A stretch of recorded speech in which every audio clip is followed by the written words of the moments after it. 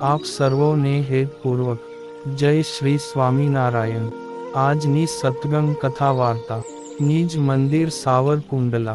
આજની સત્સંગ કથા વાર્તામાં આપણે ચરિત્ર કથા અંતર્ગત કચ્છ પ્રાંત ગામ વાંઢિયાના પટેલ દંપતી તથા તેમના ગોર પાંચા બ્રાહ્મણની પ્રસંગ વાર્તા સાંભળશું। એક સમયે શ્રીજી મહારાજ ગઢડાથી નીકળીને કચ્છમાં જતા હતા, ત્યારે તેમની ઈચ્છા ગામ વાંઢિયા જવાની થઈ।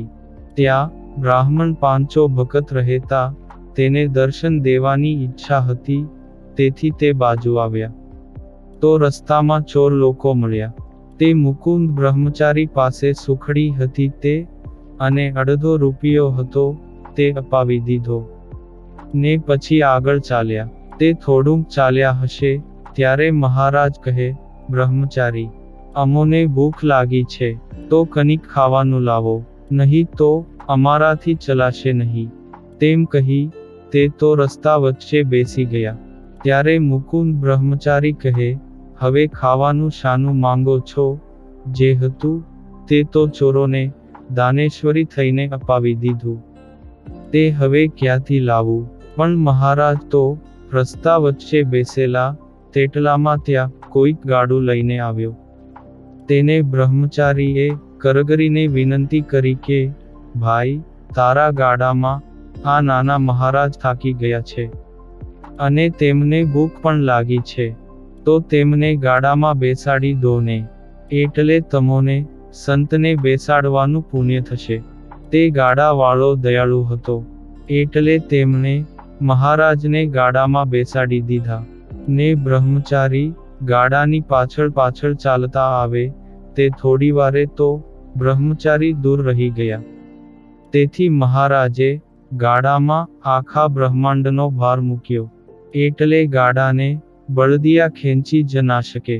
ત્યારે શ્રી હરિ કહે, ભાઈ, પેલો ઘરડો બાવો તે કામણટુમણીયો છે, ને તેમને કનિક કર્યું લાગે છે, તેથી તેમને ગમે તેમ આગ્રહ કરીને પણ ગાડામાં બેસાડી દેજો, નહીં તો તે બેસશે નહીં, ને તારું ગાડું પણ નહીં ચાલે। ત્યાં બ્રહ્મચારી આવ્યા, ને ગાડાવાળાએ ગાડામાં બેસવા કહ્યું, પરંતુ તે ના કહેવા લાગ્યા, તો નીચે ઉતરીને ગાડાવાળાએ આગ્રહ કર્યો। ત્યારે બ્રહ્મચારી શ્રી હરિની સામું જોઈને હસ્યા। પછી બ્રહ્મચારી બેસ્યા એટલે ગાડું ચાલ્યું, ને ગામમાં આવ્યા। શ્રીજી મહારાજે નામ પૂછ્યું, ત્યારે ગાડાવાળો કહે, કરશન પટેલ। પછી વાંઢિયા ગામમાં આવી ધર્મશાળાએ ગાડું પટેલે ઊભું રાખ્યું, ને તે ધર્મશાળામાં ઉતર્યા। પટેલ તો પોતાને ઘરે ગયા। ત્યાં થોડો આરામ કરી મહારાજ કહે, બ્રહ્મચારી, તમો પેલા પટેલને ત્યાં જાઓ, ને કહેજો કે બ્રાહ્મણને ખપે તેવું ખાવાનું આપો। પછી તે તો કરશન પટેલને ત્યાં ગયા, ને વાત કરી, તો તેઓ બ્રહ્મચારીને પોતાના ગોર પાંચા બ્રાહ્મણને ત્યાં લઈ ગયા। તે ગોરને ત્યાંથી છોકરા માટે રાખી મૂકેલા ખીચડી ને દૂધ અપાવ્યું, એટલે તે લઈને ધર્મશાળાએ આવ્યા, ને વાત કરી, તો મહારાજ કહે, બ્રહ્મચારી, આ ખીચડીને દૂધ પાછું આપી આવો, કેમ કે આપણાથી છોકરાના પ્રારબ્ધનું ના ખવાય। એટલે બ્રહ્મચારી તે લઈને બ્રાહ્મણને ઘરે આવ્યા, ને દૂધ ખીચડી પાછું આપ્યું, ને કહ્યું, જે ભાઈ, શ્રીજી મહારાજે છોકરાના પ્રારબ્ધનું ખાવાની ના કહી, તે વિના કની હોય તો આપો, જે હશે તે ચાલશે। તો પાંચા બ્રાહ્મણે સુખડી આપીને કહ્યું કે મહારાજને આ ચાલશે। તે ધર્મશાળાએ લઈ આવ્યા।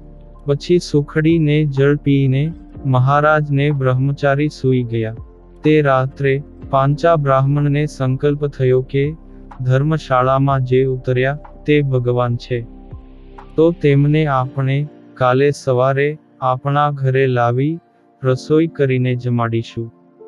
પછી વહેલી સવારે મુકુંદ બ્રહ્મચારી જાગ્યા, ને મહારાજને કહે, ઉઠો, ઠંડા પહોરે 2-4 ગાઉ રસ્તો કાપી નાખીએ। ત્યારે શ્રીજી કહે, બ્રહ્મચારી, તમો સુખડી લાવ્યા હતા. તે પાંચા બ્રાહ્મણનો સંકલ્પ છે કે આપણને થાળ કરી જમાડશે અને પછી જ જવા દેશે. ત્યાં તો સવારે પાંચો આવ્યો ને નમસ્કાર કરી કહે કે હે મહારાજ, ચાલો મારે ઘરે, ને ત્યાં જ તમારો થાળ થશે. એટલે મહારાજ તો મનમાં કહેવા લાગ્યા, જે પાંચા, તને મળવા માટે તો અમો વાંઢિયા ગામે આવ્યા. તે થાળ જમીને જ જઈશું. પછી પાંચા બ્રાહ્મણે લાડુ, શાક, ભજીયા, અથાણું, ચટણી, પાપડ, દાળ, ભાત, રાયતા વગેરે બનાવ્યું. 2 થાળ પીરસી બંનેને બેસવા માટે પાટલા નાખ્યા, ને આગળ થાળ માટે પાટલા મૂક્યા. ત્યારે શ્રી હરિ તથા બ્રહ્મચારીને પ્રેમથી જમવા બેઠા. તે પાંચોને તેની સ્ત્રી સન્મુખ બેસી નયનો ભરી ભરીને દર્શન કરવા લાગ્યા. ત્યાં તો બંનેને સમાધિ થઈ. તે અક્ષરધામમાં જે મૂર્તિ છે તે જ પોતાને ઘરે અત્યારે જમી રહી છે. તે મૂર્તિના દર્શન થયા ત્યારે બંનેએ અતિ આનંદ પામ્યા. પછી થોડીવારે સમાધિ ઉતારી ત્યારે મહારાજે એક લાડુ અમોને આપો, આમ કહીને સમાધિ તોડી.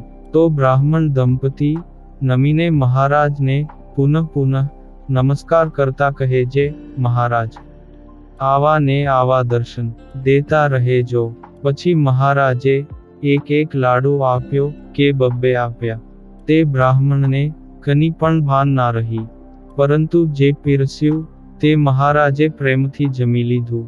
પછી ચડું કરીને ઉઠ્યા. પછી મુખવાસ લઈને પલંગ પર બિરાજ્યા. ત્યારે બ્રાહ્મણે ચંદન પુષ્પથી પૂજા કરી ને રૂપિયાની ભેટ મૂકી આરતી કરીને વર્તમાન ધારી કંઠી ધારણ કરી. આ પાંચો બ્રાહ્મણ કરશન પટેલનો ગોર હતો. તેથી તેમણે પટેલને ત્યાં પ્રસાદી મોકલી. તો પટેલને પણ સંકલ્પ થયો કે હું આ ગામમાં મહારાજને લાવ્યો ને મારે ત્યાં જમ્યા વગર કેમ જઈ શકે. એટલે તેમણે પાંચા બ્રાહ્મણને કહ્યું કે કાલે મારે ત્યાં આવીને તમો રસોઈ બનાવી મહારાજને જમાડો. તે પટેલ બ્રાહ્મણ સાથે મહારાજને મળીને કહે, હે મહારાજ, તમારે બંનેએ મારે ત્યાં થાળ જમીને જ જવાનું છે. પછી હું ગાડું લઈને તમારે જ્યાં જવું હશે ત્યાં મૂકવા માટે આવીશ. આમ મહારાજ આવ્યા ત્યારે અજાણ્યા પરાયા હતા, ને જશે ત્યારે પોતાના થઈને જશે. પછી પાંચા ગોરે સરસ મજાની રસોઈ કરશન પટેલને ત્યાં બનાવી. ત્યારે શ્રીજી મહારાજ અને બ્રહ્મચારીને પાટલી ઉપર જમવા બેસાડ્યા. તે પટેલ દંપતી રાજી થઈ ગયું. ત્યારે શ્રીજી મહારાજની ઈચ્છાથી સમાધિ થઈ ને તે બંનેએ ગોલોક ધામમાં ગયા. ત્યાં ભગવાને દર્શન દઈ કહ્યું કે તમારે આત્યંતિક મોક્ષ જોઈતો હોય તો ત્યાં જે હાલ જમે છે તે પ્રગટ પુરુષોત્તમ નારાયણ શ્રી સ્વામિનારાયણ છે. તેમના હાથે વર્તમાન ધારીને તેમની કંઠી પહેરો ને સત્સંગી થઈ તેમનું ભજન કરો તો તમારો મોક્ષ થશે.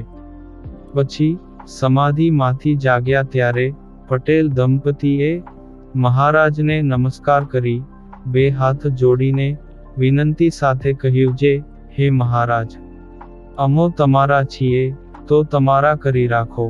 એટલે મહારાજે તેમને વર્તમાન ધરાવી સત્સંગી કર્યા. પછી નમતા પહોરે કરશન પટેલે ગાડું જોડીને મહારાજ અને મુકુંદ બ્રહ્મચારીને આગળના ગામે મૂકવા ચાલ્યા. ત્યારે ભગવાન શ્રી હરિ તેમના ગાડામાં બિરાજેલ હતા. તેનો આનંદ કરશન પટેલને સમાતો ન હતો.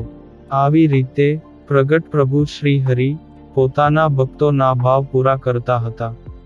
આ પુનિત પ્રસંગ આજે શ્રીજી મહારાજની ભોજન લીલા વાર્તા 211 માંથી સાંભળ્યો. અને હવે પછીની કથા વાર્તા આપણે આગળના ભાગમાં સાંભળશું. અત્યારે આપ સર્વોને ભાવથી જય શ્રી સ્વામિનારાયણ.